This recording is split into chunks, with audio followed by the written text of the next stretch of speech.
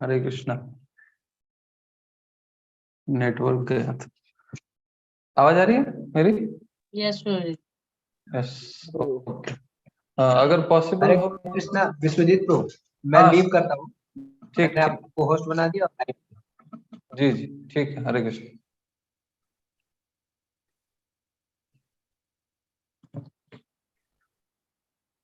अगर कभी आवाज मेरी नहीं आए ना तो मेरे को बोल दीजिएगा, ठीक है?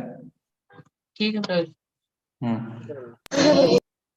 अब सब लोग चैट में ना, सब लोग चैट बॉक्स में अपना नाम लिख दीजिए ताकि अटेंडेंस बनाने में आसानी हो, ठीक है? प्रेयर करते हैं। ओम अज्ञानतिमिरान्धस्य ज्ञानाञ्जनशलाकया चक्षुरुन्मीलितं येन तस्मै श्री गुरुवे नमः।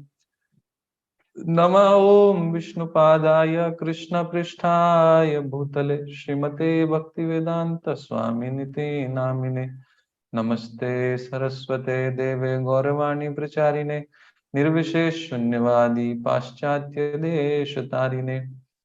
जय श्री कृष्ण चैतन्य प्रभु नित्यानंद श्री अद्वैता गदाधर शिवासादि गौर भक्त वृंद। हरे कृष्णा कृष्णा कृष्णा हरे हरे, हरे राम राम राम हरे हरे। मुखं करोति वाचालं पंगुं लंघयते गिरिं यत्कृपातमहं वन्दे श्रीगुरुं दीनतारिणम्।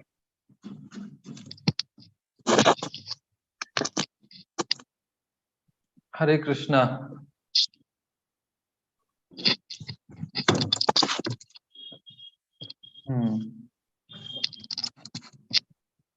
तो पिछले क्लास में हम लोगों ने डिस्कस किया था किस तरीके से वाल्मीकि जी पहले एक डाकू हुआ करते थे और फिर नारद मुनि का जब उनको संग मिला तो किस तरह से वो एक बहुत ही बड़े साधु बन गए। भगवान श्री रामचंद्र जी का नाम लेके किस प्रकार से वो लोग वाल्मीकि मुनि, पहले वो डाकू थे, उनका नाम था रत्नाकर, और हजारों सालों तक भगवान श्री रामचंद्र जी का नाम लेके वो महर्षि वाल्मीकि बने। वाल्मीकि का मतलब है कि वो जब तपस्या कर रहे थे तो उनके पूरे शरीर पे दीमकों की बाम भी लग गई थी, जिसको वाल्मीकि बोला जाता है। तो ऐसा व्यक्ति जिसके शरीर में दीमकों का पूरा घर बन गया था, वो वैसे व्यक्ति को वाल्मीकि कहा जाता है। इसलिए वाल्मीकि ऋषि का नाम वाल्मीकि पड़ा। फिर हम लोगों ने देखा कि भगवान रामचंद्र जी किस किस तरीके से, किस उद्देश्य से आते हैं, कैसे जय विजय को चतुष कुमार थे, सनक सनातन सनंदन और सनत कुमार, उन लोगों ने श्राप दिया जय विजय को। जय विजय जो भगवान के द्वारपाल हैं। अभिषेक प्रभु अपना अटेंडेंस ले सकते हैं। तो जय विजय को श्राप मिला, लेकिन फिर जय विजय को श्राप मिला कि आप 3 बार राक्षस योनि में पैदा होंगे। तो एक बार वो लोग बने हिरण्यकश्यपु और हिरण्याक्ष, दूसरे बार में वो बने रावण और कुंभकर्ण, और तीसरे बार वो बने शिशुपाल और दंतवक्र। तो आज उसके बाद हम लोग डिस्कस करेंगे कि वाल्मीकि जी जब वाल्मीकि ऋषि बन जाते हैं तो किस तरीके से रामायण की रचना होती है। भगवान श्री रामचंद्र जी से बहुत अच्छी अच्छी, बहुत सुंदर सुंदर बातें सीखने को मिलेगी। हनुमान जी से हमको बहुत बातें सीखने को मिलेंगी। जितने भी चरित्र हैं, जितने भी कैरेक्टर हैं रामायण में, उनसे हमको बहुत ही अच्छी अच्छी चीजें, स्टूडेंट लाइफ में कैसे रहे, छोटे बच्चों को क्या सीखना चाहिए, बहुत सारी चीजें मिलेंगी। तो चलिए हम लोग स्टार्ट करते हैं। स्क्रीन अगर दिखने लगे तो बोलिएगा हरि बोल, ठीक है।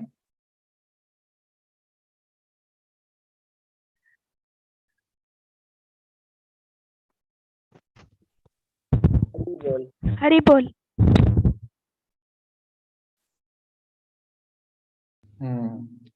पिछली बार हमने एक सॉन्ग गाया था। ये सॉन्ग आप लोग हो सके तो याद कर सकते हैं, बहुत ही सुंदर ये सॉन्ग है। श्री रामचंद्र कृपाल भजमन हरण भव भय दारुणम। फिर हम लोग किसी दिन इसको गाएंगे, आज आज इसको स्किप करते हैं। भगवान श्री रामचंद्र जी का देखने में कैसे हैं, इसका पूरा वर्णन इस सॉन्ग में आता है। तो हम लोग स्टार्ट करते हैं। एक बार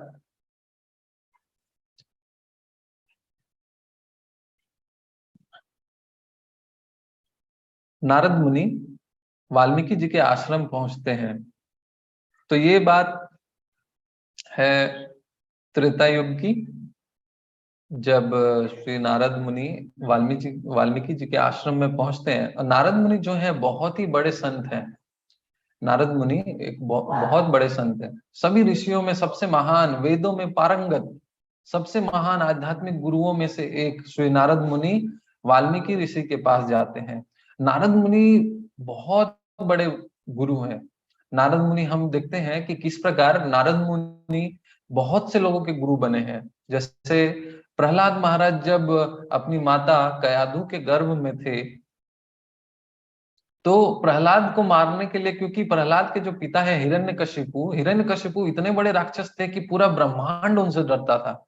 तो देवताओं ने सोचा कि अरे पिताजी इतना बदमाश है तो उसका बेटा कितना बदमाश होगा, इसीलिए बेटा को गर्भ में ही मार देते हैं। तो सारे देवताओं ने प्लान किया कि हिरण्यकशिपु का जो बेटा है, जो प्रहलाद होने वाले थे, उनको गर्भ में ही कयाधु के पेट में, कयाधु जो है हिरण्यकशिपु की पत्नी थी, तो कयाधु को क्या किया, इंद्र इंद्र क्या किए कि हिरण्यकशिपु का वेश धर के कयाधु के पास गए और कयाधु को लेके उनके महल से लेके वो आकाश मार्ग में चले गए।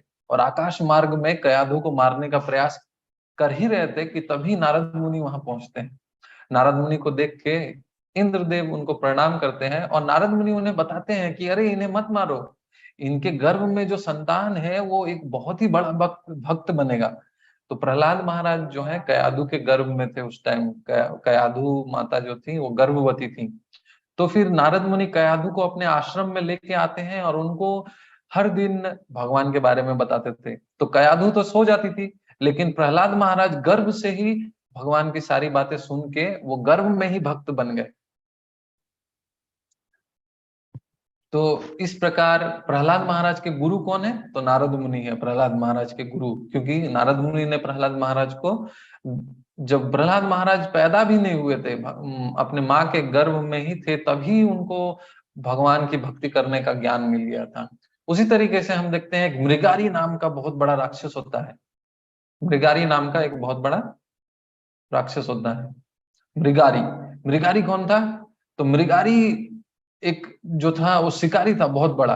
उन लोगों को वो क्या करता था, जानवरों को पूरा नहीं मारता था, ऐसा शिकारी था। आधा मार के छोड़ देता था, हाफ मर्डर करता था, फुल मर्डर नहीं करता था, वो आधा मार के छोड़ देता था। और जानवर लोग तड़पते रहते थे। तो तड़पते थे जब जानवर, तो एक दिन नारद मुनि उधर से पार हो रहे थे तो उनको सुनाई दिया जानवरों की चीखने की आवाज, बहुत दर्द से करा रहे थे। तो जानवर को देख के नारद मुनि को बहुत दया आई कि कौन इस तरीके से इन जानवरों को आधा मार के छोड़ देता है। तो नारद मुनि ने देखा कि मृगारी नाम का राक्षस वहां पे मतलब शिकारी वहां पे घूम रहा था। तो मृगारी को नारद मुनि ने बोला कि अरे आप जानवरों को ऐसे आधा क्यों मारते हो, पूरा क्यों नहीं मार देते। तो मृगारी को लगा कि ये तो हमारी ही बिरादरी का है, जानवरों को मारने का बात बोल रहा है। तो थोड़ा सा वो फ्रेंड हो गया, लगा कि अपना ही फ्रेंड है। तो धीरे धीरे मृगारी उनसे बात करने लगा। तो नारद मुनि उनको बोले कि देखो, जानवरों को मारने से बहुत पाप होता है, तुम अधमरा उसको कर रहे हो तो ज्यादा पाप लगेगा, जानवरों को मार दो उससे बढ़िया। तो धीरे धीरे मृगारी को भी उन्होंने भक्त बना दिया। मृगारी सब कुछ छोड़ छाड़ के, शिकार करना, ये सब जानवरों को मारना छोड़ के बहुत बड़ा वैष्णव बन जाता है। तो मृगारी के भी गुरु कौन है, नारद मुनि। उसी तरीके से ध्रुव महाराज 5 साल के छोटे बच्चे, जब वो उनके पिताजी उत्तानपाद ने उनको गोद में नहीं लिया तो वो बहुत गुस्सा हुए, और उनकी माँ सुनीति ने उनको बताया कि आप भगवान विष्णु की पूजा कीजिए, आपका जो भी इच्छा है सब पूरा होगा। तो वो भगवान विष्णु को प्राप्त करने के लिए कहाँ चले गए? जंगल।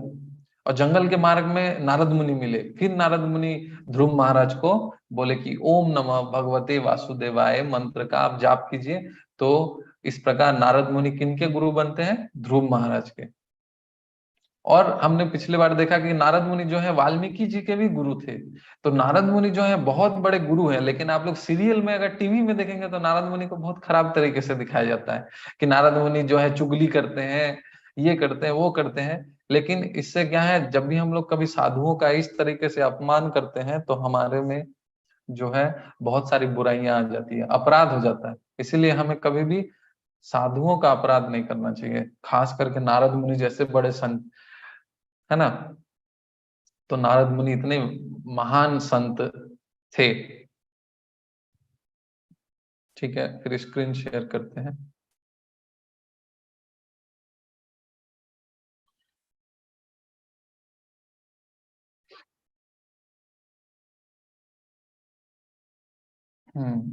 दिख रही है स्क्रीन? हाँ प्रभु।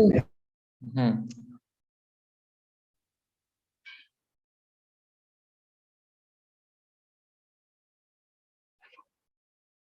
वाल्मीकि जी नारद मुनि को देख के बहुत ही प्रसन्न होते हैं, उनको आदर के साथ उनको बैठाते हैं अपने आश्रम में और उनसे क्वेश्चन करते हैं। तो महर्षि वाल्मीकि पूछते हैं कि इस धरती पे अभी वर्तमान समय में इस धरती पे कौन ऐसा व्यक्ति है जो इन गुणों के साथ है। तो ये बहुत सारे गुण के बारे में पूछते हैं, कौन सा ऐसा व्यक्ति है इस पृथ्वी पे जो जो कि गुणवान है। गुणवान मतलब कि उनके पास गुणों के वो सागर है, सभी अच्छे गुण उनके अंदर है। वीर्यवान है मतलब बहुत शक्तिशाली है, उनके जैसा शक्तिशाली कोई व्यक्ति नहीं है।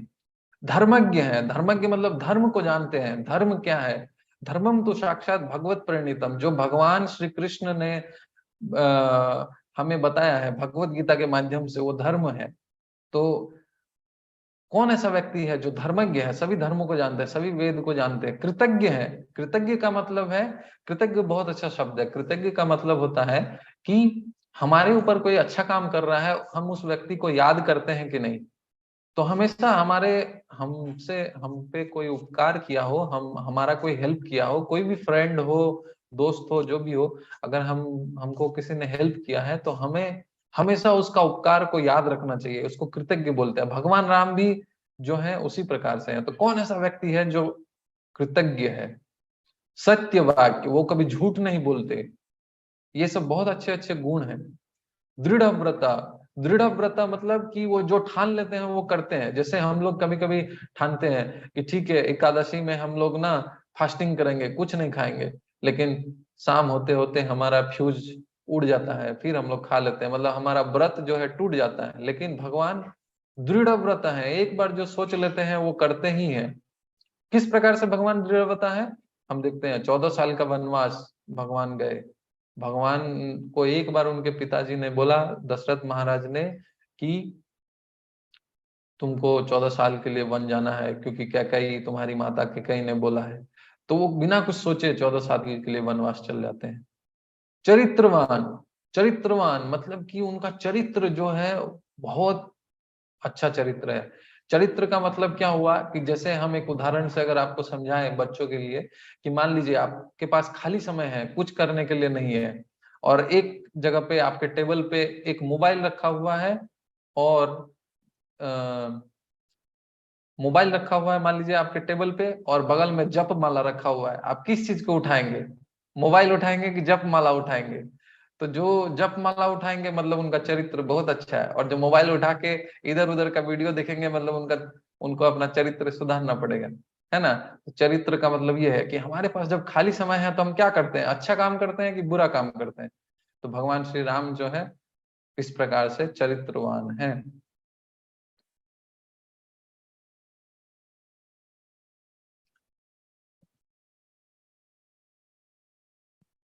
उसके बाद सर्वभूतेषु हितः, सभी जीवों के हित के लिए वो हमेशा तत्पर रहते हैं। सभी जीव, ऐसा नहीं कि सिर्फ मनुष्य के लिए ही वो हमेशा तत्पर रहते हैं।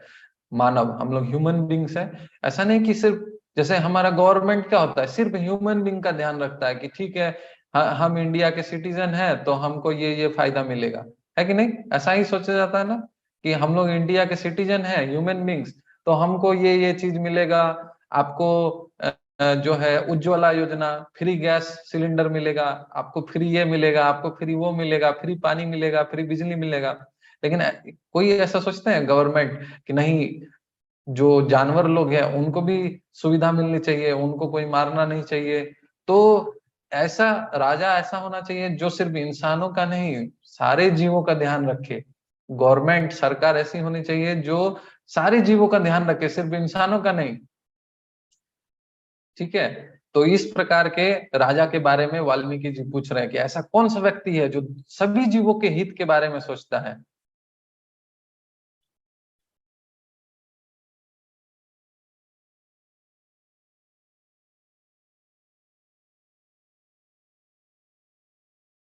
विद्वान, नॉलेजेबल, विद्वान, बहुत विद्वान है, मतलब उनको सभी चीजें पता है।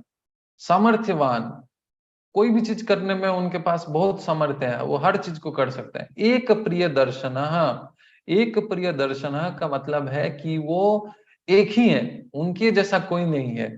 और प्रिय दर्शन मतलब उनको देख के, कोई भी व्यक्ति उनको देखता है तो वो पूरा प्रसन्न हो जाता है, उनका दर्शन मात्र से व्यक्ति खुश हो जाता है।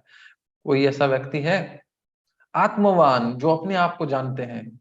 आत्मवान मतलब अपने अपने बारे में उनको पूरी जानकारी है कि वो कौन है। जित क्रोध, क्रोध का मतलब होता है गुस्सा, मतलब वो अपने गुस्से पे कंट्रोल कर चुके हैं, अपने गुस्से को जीत चुके हैं। जित क्रोध।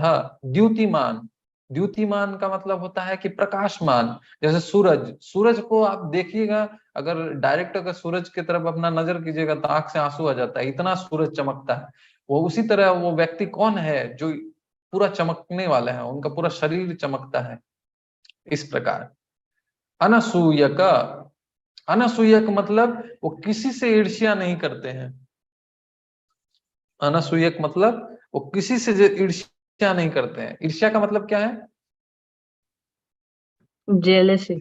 जेलसी, ईर्ष्या। ईर्ष्या मतलब जैसे मैं आपको बताता हूँ, एक होता है जलन, एक होता है ईर्ष्या। जलन का मतलब एक छोटा चीज हो गया कि ठीक है, सचिन नंदन के पास 100 रुपया है, उनके पापा ने दिया है, और हरिओम को उनके मामा जी ने 10 रुपया दिया। तो हरिओम सोच रहे हैं सचिन नंदन के पास 100 रुपया है, मेरे पास सिर्फ 10 ही रुपया है, ये हुआ थोड़ा जलन। और ईर्ष्या क्या हुआ कि सचिन नंदन के पास 100 रुपया है, अच्छा उसका नोट को हम फाड़ देंगे, तो ये क्या हो गया? ईर्ष्या। तो वाल्मीकि जी पूछते हैं कि ऐसा कौन सा व्यक्ति है कि जो ईर्ष्या रहित है, मतलब वो किसी से ईर्ष्या नहीं करते हैं, ईर्ष्या शून्य है। हाँ।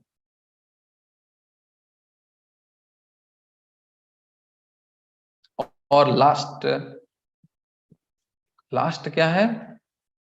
जब वो क्रोधित हो जाते हैं तो देवता भी उससे भयभीत हो जाते हैं।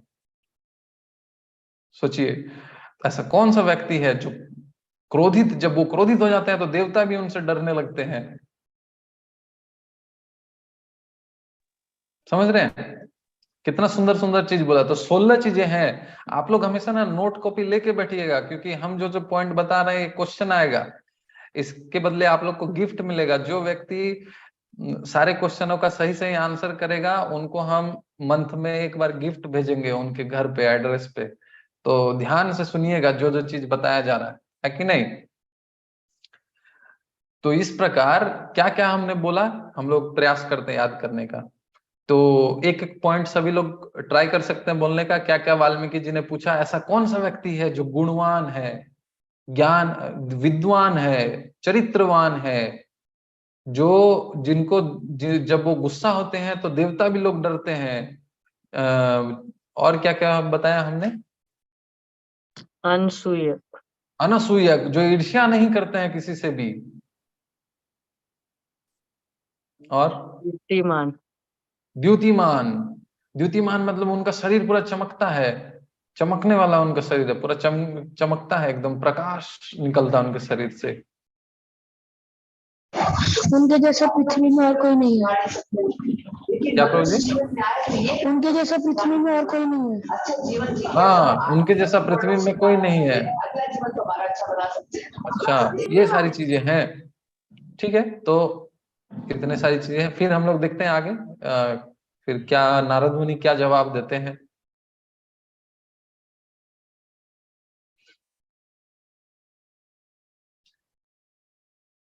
स्क्रीन दिख रही है?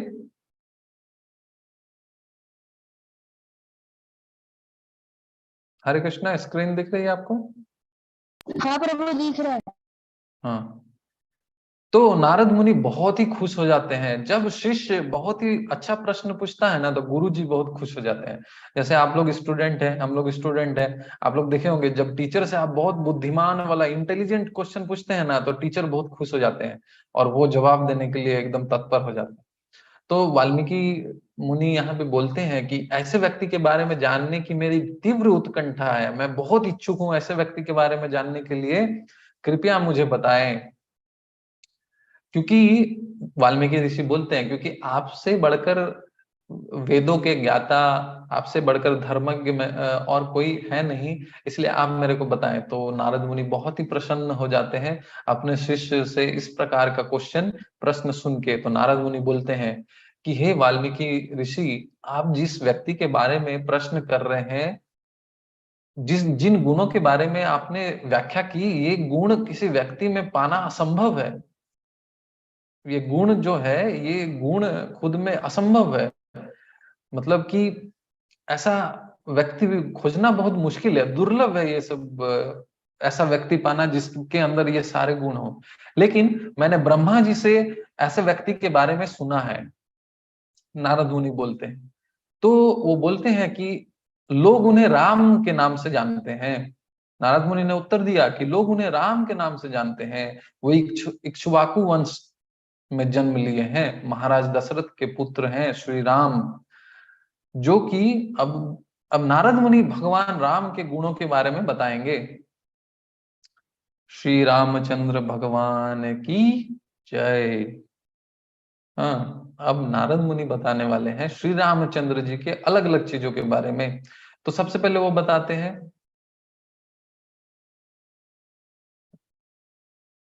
हैं, भगवान राम के हाथ जो हैं वो लंबे हैं, अजानुभुज। उनका कंठ जो है शंख के समान है। कंठ, भगवान श्री राम का जो गला है वो शंख के समान, 3 रेखाएं हैं उनके गले में, 3 रेखाएं। हाथ में वो धनुष लिए रहते हैं और अरिंदम है, मतलब कि दुष्टों का संहार करने वाले हैं, अरिंदम।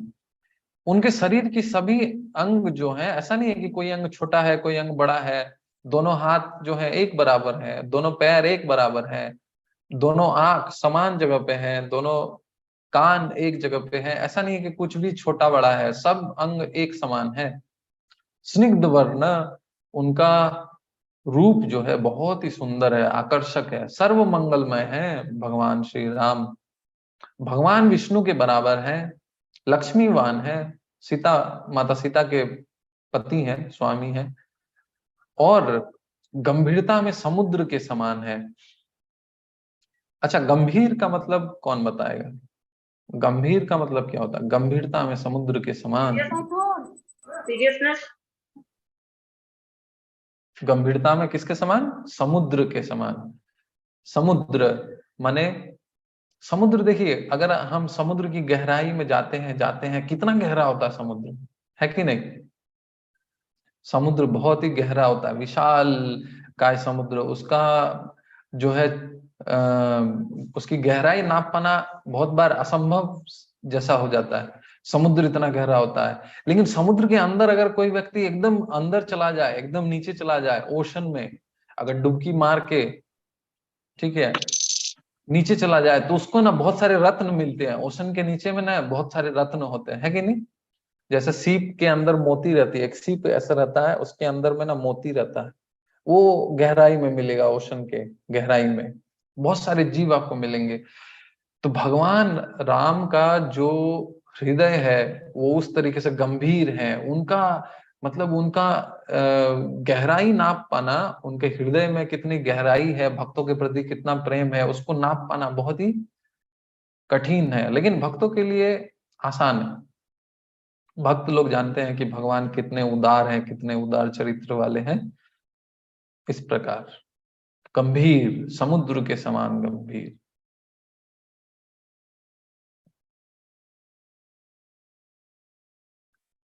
धैर्य में हिमालय के समान। जैसे हिमालय, हिमालय कितना भी प्रॉब्लम, कितना भी हवा आ जाए, कितना भी आंधी आ जाए, कितना भी तूफान आ जाए, क्या हिमालय एक जगह से दूसरे जगह जाती है? नहीं जाती है, हिमालय नहीं जाता। उसी तरह भगवान श्री रामचंद्र का धैर्य, धैर्य मतलब क्या होता है? पेशेंस। पेशेंस माने क्या कि जैसे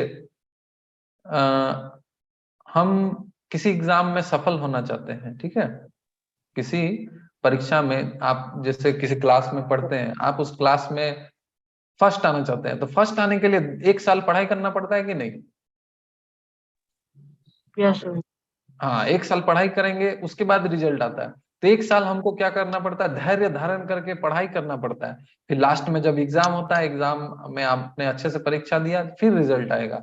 तो 1 साल धैर्य धारण करना पड़ता है। जैसे अभी मैं मान लीजिए सचिनंदन है, सचिनंदन मान लीजिए 4th स्टैंडर्ड में है, तो 4th स्टैंडर्ड का एग्जाम देने के लिए पहले 1 साल पढ़ेगा, 1 साल मेहनत करेगा, फिर एग्जाम देगा, एग्जाम में पास होगा, तब जाके 5th स्टैंडर्ड में आएगा। तो इस तरीके से भगवान श्री रामचंद्र भी जो है धैर्य में किसके समान है? हिमालय पर्वत। हिमालय को जैसे कोई हिला नहीं सकता, वैसे उनका धैर्य है, बहुत धैर्य उनके पास है। ये सारे गुण हैं भगवान श्री रामचंद्र में। आगे देखते हैं।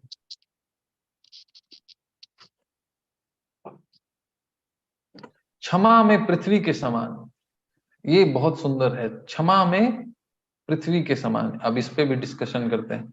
क्षमा में पृथ्वी के समान मतलब क्या हुआ? पृथ्वी, पृथ्वी जो है क्षमा करती है। पृथ्वी माता जो है, धरती माँ, वो क्षमा करने में बहुत आगे। कैसे?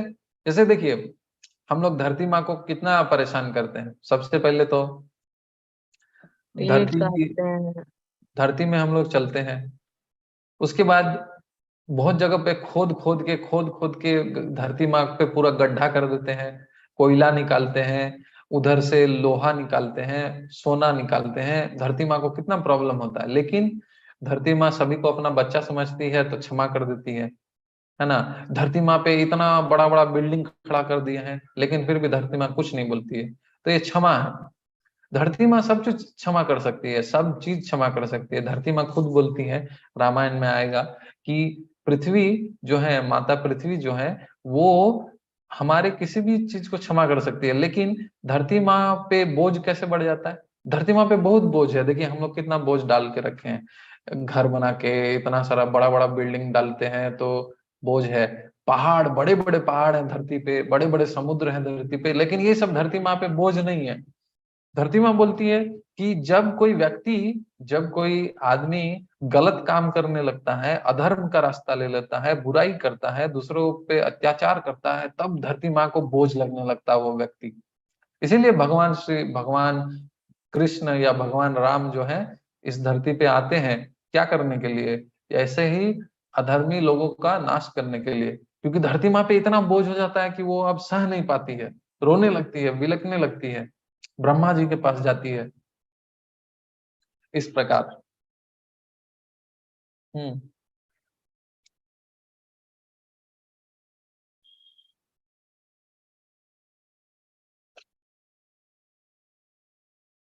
क्रोध में कालाग्नि।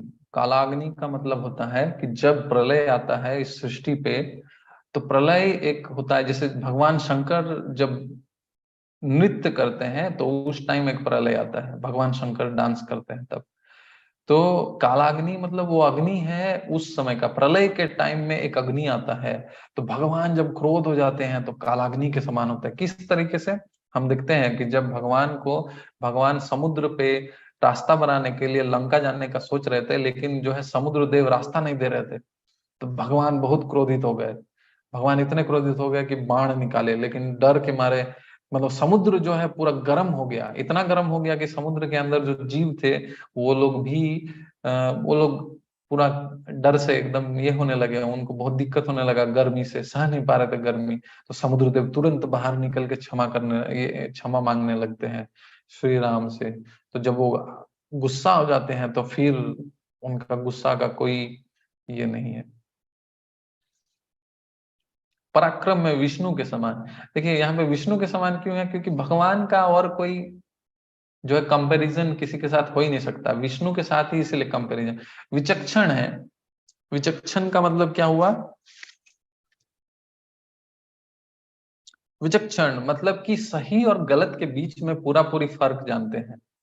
ठीक है, ये भी बहुत इंपॉर्टेंट क्वालिटी है, विचक्षण है। क्या है विचक्षण? विचक्षण का मतलब हो गया कि क्या सही है और क्या गलत है, इसके बीच में फर्क जानना, विचक्षण। समझ रहे हैं? सही और गलत के बीच में फर्क जानना ये बहुत अच्छा होता है। जैसे किसी लड़का, जैसे आप लोग छोटे बच्चे हैं तो चॉकलेट खाना बहुत लोगों को पसंद होगा। कितने लोगों को चॉकलेट खाना पसंद है? अच्छा, सचिन, नंदन, सुजीत, हाँ ठीक है। तो चॉकलेट खाना पसंद है। तो चॉकलेट, लेकिन अभी जो बुद्धिमान लड़का होगा वो चॉकलेट खाता होगा, लेकिन बहुत ज्यादा चॉकलेट नहीं खाएगा, क्योंकि उसको पता है चॉकलेट खाने से दांत सड़ जाता है। तो इस तरीके से हमें सही और गलत चीज के बीच में फर्क पता होना चाहिए। हरिओम। सही और गलत चीज के बीच में फर्क पता होना चाहिए। लेज, लेज जैसे है, लेज और कुरकुरे ये सब ज्यादा नहीं खाना चाहिए, क्योंकि लेज में आपको नहीं पता, लेज में जो है ना मोटापा बढ़ा देता है प्रभु जी। सुअर का फैट उसमें डाला हुआ रहता है लेज में। ई ई कुछ ई करके उसमें लिखा रहता है, ई 361 या 631 ऐसे करके एक ना उसमें इमल्सिफायर डाला जाता है, इमल्सिफायर। अगर आप कभी लेज या कुरकुरे लेंगे ना, उसके पीछे में देखना। और डिवोटी के लिए तो खाना एकदम सही नहीं है, इसलिए लेज कुरकुरे मत खाना, हम सही बता रहे हैं। नहीं तो आपका जो है, आप ना मीट ईटिंग कर रहे हैं, एक तरीके से बता दे रहा हूँ। मीट ईटिंग समझते हैं मतलब? मांस का। हाँ, मांस खाना। ठीक है, तो ये एक तरीका का जीव हत्या हो गया। ठीक है, तो लेज कुरकुरे ये सब नहीं खाना चाहिए। कभी आप मेरे से पर्सनली पूछिएगा तो मैं इसके बारे में बताऊंगा। तो विचक्षण, क्या सही है और क्या गलत है इसकी जानकारी होनी चाहिए। भगवान को, भगवान से बढ़कर और किसको इसके बारे में अच्छी जानकारी होगी, इसलिए भगवान राम का ये एक गुण है, विचक्षण।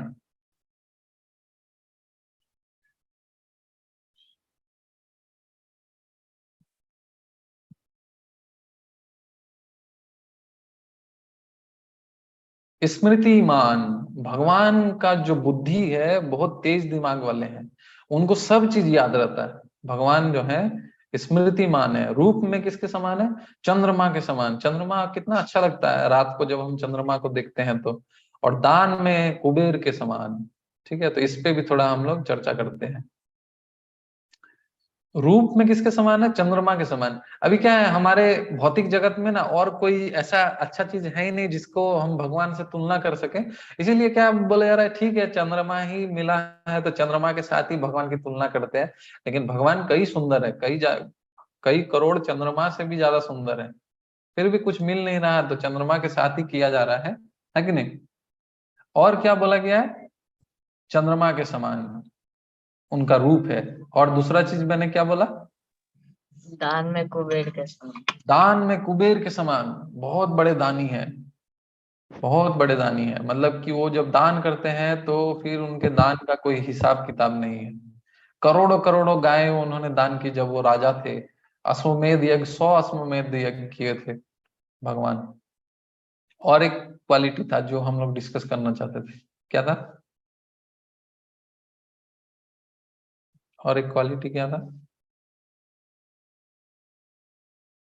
स्मृतिमान। स्मृतिमान, स्मृतिमान मतलब कि उनका इंटेलिजेंस जो है, बुद्धि जो है बहुत तेज बुद्धि है। मतलब कि भगवान को, अभी जैसे मैं किसी से पूछूं कि कल आपने सुबह को क्या खाया था, दोपहर को क्या खाया था और शाम को क्या खाया था, कितने लोग बता पाएंगे? कितने लोग बता पाएंगे कल सुबह किसने क्या खाया था? बताओ तो। सचिनंदन बताओ, कल क्या खाया था सुबह को?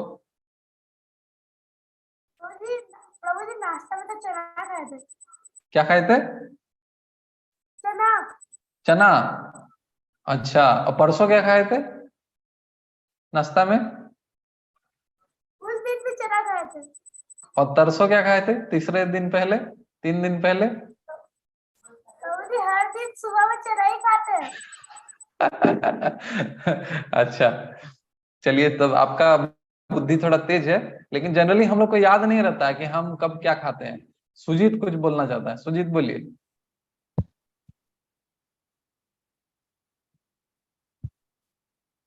सनातन, क्या नाम है? सनातन देवनाथ।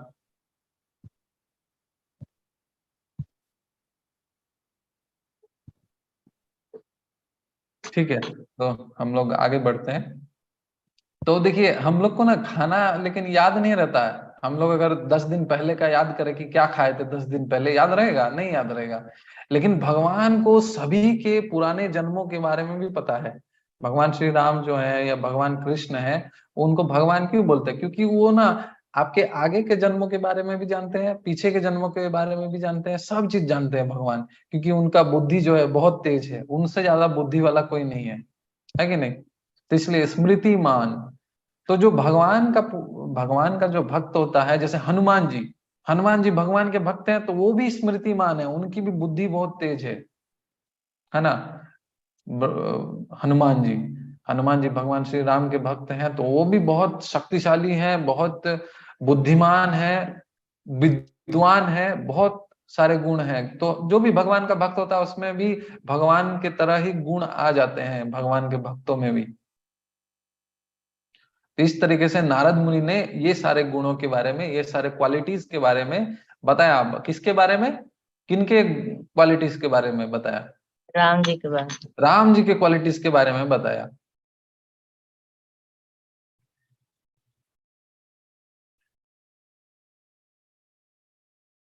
अब श्री नारद मुनि बहुत ही विस्तार, बहुत ही छोटे, ये रामचंद्र का पूरा भगवान रामचंद्र जी का कहानी बता देते हैं। भगवान श्री राम जो है वो दशरथ के नंदन है। इंटरनेट, मेरा आवाज आ रही है मेरी? हाँ आ रहा है प्रभु। हाँ जी, हाँ हाँ। भाई। हाँ, तो भगवान श्री राम के बारे में बता रहे हैं। अभी वॉइस क्लियर है? क्लियर नहीं बोल रहे हैं, वॉइस क्लियर नहीं है? अभी आवाज आ रही है क्लियर? थोड़ा सा ब्रेक हो रहा तो। अच्छा, अभी आ रही है ना? यस प्रभु। हाँ, तो भगवान राम के बारे में अब वो पूरा ना एकदम कम समय में, मान लीजिए 10 मिनट में पूरा चीज बोल देते हैं। कैसे बोलते हैं कि भगवान श्री राम श्री दशरथ जी के बेटे हैं। उनके वो लोग 4 भाई थे, राम, लक्ष्मण, भरत, शत्रुघ्न। उनकी माँ का नाम कौशल्या था। भगवान राम को दशरथ महाराज जब राजा बनाने का सोचे तो कैकेयी ने 2 वर मांगा। पहला वर में राम को वनवास बोला गया 14 साल का, और दूसरे वर में भरत को राजा बनाने के लिए बोला गया। तो भगवान राम जंगल में चले जाते हैं। भगवान राम जब जंगल में जाते हैं तो जंगल में बहुत सारे राक्षसों का वध करते हैं, शूर्पणखा का नाक काटते हैं। उसी बीच में भगवान राम की जो धर्म पत्नी है माता सीता, उनका अपहरण हो जाता है रावण के द्वारा। रावण के द्वारा उनका अपहरण हो जाता है, जटायु का वध होता है। फिर भगवान राम हनुमान जी से मिलते हैं, हनुमान जी के द्वारा सुग्रीव जी से मिलते हैं। सुग्रीव जी से मिलके उनका फ्रेंडशिप हो जाता है, सुग्रीव जी से मित्र बन जाते हैं, दोनों दोस्त बन जाते हैं। फिर सुग्रीव जी उनकी सहायता करने का वचन लेते हैं। भगवान राम बाली का वध करते हैं।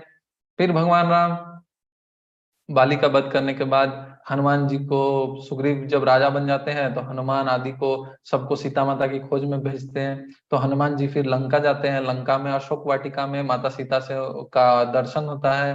फिर राम जी को आके बताते हैं। फिर वो लोग सागर में क्या करते हैं, समुद्र में पुल बांधते हैं। पुल बांधते हैं, समुद्र में पुल बांधते हैं। पुल बांधने के बाद वो लोग लंका में जाते हैं। फिर युद्ध शुरू होता है। फिर युद्ध होते होते रावण का लास्ट में भगवान वध करते हैं। और भगवान रावण का वध करने के बाद फिर माता सीता के साथ अयोध्या वापस आते हैं, वहां पे राजा बनते हैं। तो ये जो कथा नारद मुनि और वाल्मीकि जी के बीच में जो ये चर्चा हो रही है, कब हो रही है? जब भगवान राम अयोध्या के राजा बन चुके हैं। समझ रहे हैं? मतलब ये सब रावण का वध ये सब हो चुका है, अब भगवान राम अयोध्या आ चुके हैं और राजा बन चुके हैं। और इस समय नारद मुनि वाल्मीकि जी को भगवान राम के बारे में बताते हैं, और फिर बताते हैं फ्यूचर के बारे में। देखिए, जो भगवान का भक्त होता है ना, उसको भूत, भूत मतलब पास्ट टेंस, प्रेजेंट मतलब वर्तमान, और फ्यूचर मतलब भविष्य के बारे में भी जानते हैं। तो अभी तक तो किस किस किस टेंस के बारे में बता रहे थे? पास्ट टेंस के बारे में, कि भगवान ने रावण को मारा। और अभी फिर प्रेजेंट के बारे में बताया कि भगवान अब राजा बन गए हैं। अब फ्यूचर के बारे में बता रहे हैं कि भगवान जो है एक 11,000 साल तक राजा रहेंगे। कितने साल तक? 11,000 साल तक राजा रहेंगे। हाँ, 11,000 साल, समझ रहे? 11,000 साल तक भगवान राजा रहेंगे। इसका मतलब उस समय के लोगों का एज कितना ज्यादा था, मतलब कितना दिनों तक वो जिंदा रहते थे। समझ रहे? समझ में आ रहा है क्या बोलना हूं? तो इससे क्या पता चल रहा है कि कलयुग में जैसे 100 साल होता है लोगों का आयु, जब द्वापर युग था तब लोगों का आयु होता था 1,000 साल। और जब त्रेता युग था तब लोगों का आयु होता था 10,000 साल। और सतयुग में लोगों का आयु होता था 1,00,000 साल। समझ में आया? तो 1,00,000, 10,000, 1,000, 100, ऐसे करके घटते गया आयु, इस प्रकार। तो भगवान राम जो है 11,000 साल तक। फिर से वॉइस ब्रेक हो रहा है, आवाज क्लियर आ रही है मेरी? नहीं? प्रभु जी ठीक है। हाँ, ठीक। तो भगवान राम 11,000 साल तक राजा रहते हैं। और उनका राज्य को कौन सा राज्य बोला जाता है? राम राज्य। क्या राज्य बोला जाता है? राम राज्य। राम अब राज। राम राज्य के बारे में नारद मुनि बताते हैं कि राम राज्य कैसा था। इससे हम लोग पता कर सकते हैं। हमारा अभी जो सरकार चल रही है, अभी हम लोग जो भी चीजें देखते हैं और उसके साथ कंपेयर करेंगे, मतलब कि देखेंगे कि भगवान राम के समय का राज्य कैसा था और अभी का राज्य कैसा है। ठीक है? तो हम स्क्रीन शेयर करते हैं।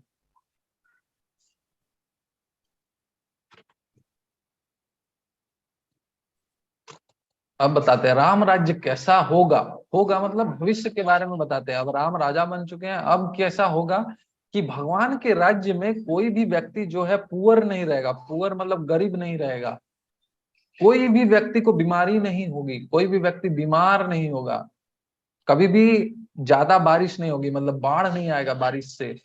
कभी सूखा नहीं होगा। हर जगह समृद्धि होगी, सारे लोग समृद्ध होंगे, सबके पास जीवन यापन के लिए जो भी चीजें चाहिए सारी चीजें होंगी। अब उपलब्धि होगी। क्या? हरे कृष्णा, कुछ बोले क्या?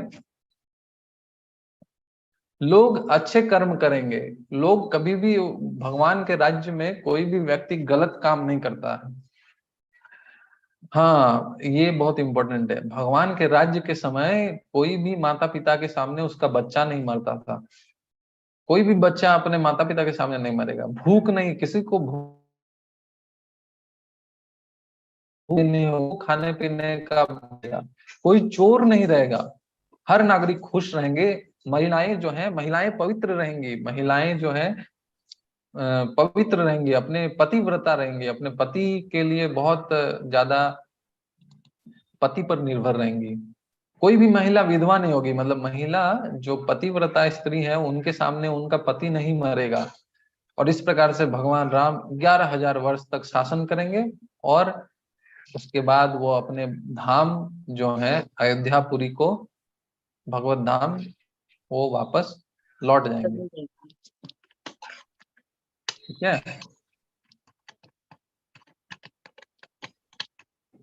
तो ये है भगवान श्री रामचंद्र जी के बारे में पूरी जानकारी। तो भगवान श्री रामचंद्र, इसके बाद आएगा कि किस तरीके से वाल्मीकि ऋषि रामायण लिखना शुरू करते हैं। ये तो वाल्मीकि ऋषि को थोड़ा सा पता चल गया कि भगवान राम कौन है, क्या किए हैं, किस तरीके से वो राज्य करेंगे। अभी उनको ये सब थोड़ी थोड़ी जानकारी मिली नारद मुनि से। फिर वो बाद में रामायण लिखेंगे और रामायण का फिर से हम लोग पूरे अच्छे तरीके से, मतलब किस तरीके से राम का जन्म होता है, किस तरीके से वो लोग वन को जाते हैं, किस तरीके से हनुमान जी मिलते हैं, ये सारी बातें डिटेल में, मतलब कि विस्तार से हम लोग सीखेंगे। तो आज का क्लास यहीं यहीं तक था। किसी का कोई प्रश्न है तो पूछ सकते हैं। कोई क्वेश्चन है किसी का? प्रभु जी, हाँ जी। नारद मुनि इनको कुछ आशीर्वाद दिए होंगे तभी ना वो पता करके राम जी के बारे में लिख सकते होंगे। जी, नारद मुनि तो आशीर्वाद दिए ना। नारद मुनि का आशीर्वाद यही था कि जब वो डाकू थे उनको राम नाम जप करने के लिए बोला, तभी तो वो इतने बड़े ऋषि हो गए ना। यस समझ रहे हैं? यस तो प्रभु जी। देखिए, गुरु क्या करता है, गुरु गुरु जो होता है, मतलब आपके स्कूल के टीचर के बारे में नहीं बता रहा हूँ। जो गुरु हमें ना भगवान के बारे में बताता है, वैसे गुरु के बारे में बता रहा हूँ। जो भगवान के बारे में जो गुरु बताते हैं ना, वो अपने शिष्य को भी अपने जैसा ही बना देते हैं। जैसे नारद मुनि जितने इंटेलिजेंट है, नारद मुनि जितने शुद्ध भक्त हैं, उतने ही शुद्ध भक्त जो है वाल्मीकि जी भी हैं। उतने ही शुद्ध भक्त उसी तरीके से प्रहलाद महाराज भी हैं, जो कि उनके शिष्य हैं, मतलब उनके स्टूडेंट है नारद मुनि के। तो नारद मुनि, गुरु का ये क्या होता है ना, क्वालिटी होता है कि वो अपने स्टूडेंट को भी अपने जैसा बना देता है। जैसे मान लीजिए कि आपके एक टीचर है, मैथमेटिक्स टीचर, मैथमेटिक्स पढ़ाते हैं। तो अगर मैथमेटिक्स टीचर आपको उनके जैसा ही मैथमेटिक्स सिखा दे, जितना मैथमेटिक्स आपके टीचर को आता है उतना मैथमेटिक्स अगर आपको आ जाता है, तो हम बोलेंगे कि आपके जो मैथमेटिक्स टीचर हैं वो अच्छे टीचर हैं। समझ में आ रहा है? आया समझ में? हरिओम। यस प्रभु जी। हाँ, और कोई क्वेश्चन है? प्रभु जी, जी। आपने आपने अभी अभी बोला कि त्रेता युग में मतलब हर इंसान का आयु 11,000 होता है, तो मतलब 10,000 होता है। तो रामचंद्र जी ने राज्य तो 11,000 साल तक किया था। हाँ, तो मैं जो बता रहा हूँ वो जनरल बता रहा हूँ कि जनरल लोग इतना साल तक जीते थे। लेकिन जो ऋषि मुनि होते हैं, जैसे देखिए कलयुग में हम लोग बोलते हैं ना कि 100 साल जीते हैं, लेकिन हमारे कोई दादाजी या नाना जी होंगे जो 100 साल से ज्यादा जिए हैं, 110 साल जिए हैं, 115 साल जिए हैं, क्योंकि उन्होंने ना कुछ बुरा कर्म अपने जीवन में नहीं किया है, तो उनकी आयु बढ़ती है। जैसे हम लोग, जैसे मेरी नानी एक थी, तो मेरी नानी जो थी 110 साल उनका वो जी थी, है ना। तो इसी प्रकार से क्या होता है कि जो लोग अच्छे कर्म करते हैं, कभी कुछ पाप नहीं करते हैं, तो वो और ज्यादा जीते हैं, है कि नहीं? समझ में आया क्या बोला मैं? और कोई यस प्रभु क्वेश्चन? जी। यस प्रभु जी। कौन बोले यस प्रभु जी? क्या नाम है इनका? प्रियदर्शी। ओ प्रियदर्शी, हरि बोल। प्रियदर्शी, आपको कुछ क्वेश्चन है? नहीं प्रभु जी, अभी तो ज्वाइन किया, आज का तो नहीं हो पाया क्लास। अच्छा, ये यूट्यूब पे रहेगा ये वीडियो, तो आप देख सकते हैं, ठीक है। अच्छा, और एक चीज, आप लोग ने सबने अटेंडेंस चैट बॉक्स में अपना नाम डाला? जिसने भी नहीं डाला, चैट बॉक्स में अपना नाम लिख दीजिए, ठीक है। यस प्रभु जी लिख दी। हाँ, जिसने नहीं लिखा वो लिख दीजिए। और कोई क्वेश्चन किसी को? अनुराग, कोई क्वेश्चन? हाँ प्रभु, मेरा क्वेश्चन है। हाँ क्वेश्चन था हाँ, पूछिए। महाराज मुनि ने वाल्मीकि रुकिए और रुकिए एक राम के सेकंड, बारे में अनुराग पहले पूछिए। अनुराग, हाँ बोलिए हाँ अनुराग। हाँ, तो नारद नारद मुनि ने वाल्मीकि को सिर्फ थोड़ा सा ही राम का जानकारी दिया, तो उनसे वाल्मीकि ने पूरा रामायण कैसे लिखा? हाँ, ये हमको ना नेक्स्ट क्लास में पता चलेगा, ठीक है। अच्छा नेक्स्ट ठीक। क्लास में आपको बताएंगे किस तरीके से वाल्मीकि जी को पूरा कैसे पता चल गया। थोड़ा सा ही बताया नारद मुनि ने, लेकिन पूरा कैसे पता चला वो हम लोग नेक्स्ट क्लास में पता करेंगे। उसके लिए आपको नेक्स्ट क्लास में आना पड़ेगा, ठीक है। और हाँ, सनातन देवनाथ, हाँ प्रभु, आपका नाम क्या है प्रभु जी? आपका क्या नाम है? हाँ, ऋषभ। ऋषभ। ऋषभ, हाँ बोलिए। हाँ बोलिए। आपने मेरा सत्य में आयु 1 लाख होते 1 लाख साल होता है, तो उसके बाद आयु कम का क्यों है? और देखिए, कम जाता है वैसे हाँ तो बहुत अच्छा क्वेश्चन है। 10 हाँ बहुत अच्छा क्वेश्चन है, मैं बताता हूँ। आपने पूछा कि सतयुग में 1 लाख अगर आयु थी, तो धीरे धीरे वो घट कैसे गया, यही ना पूछ रहे हैं? हाँ देखिए क्या होता है कि सतयुग जो है वो ऐसा युग है ना, जो जिसमें लोग एकदम पाप नहीं करते हैं सतयुग में। और फिर त्रेता युग आता है तो धीरे धीरे और लोग पापी हो जाते हैं। फिर द्वापर युग आता है तो और लोग पापी हो जाते हैं। और कलयुग में लोग मोस्टली पापी ही होते हैं। इसीलिए कलयुग में क्या बोला गया है कि यज्ञ ये सब छोड़ के भगवान के नाम का जप कीजिए, भगवान के नाम का जप करने से ही सब कुछ हो जाएगा। समझ में आया आपको क्यों लोगों की आयु धीरे धीरे घटती है? यस प्रभु जी, पाप बढ़ जाता है। हाँ, और किसी को कोई क्वेश्चन? सचिनंदन कोई क्वेश्चन?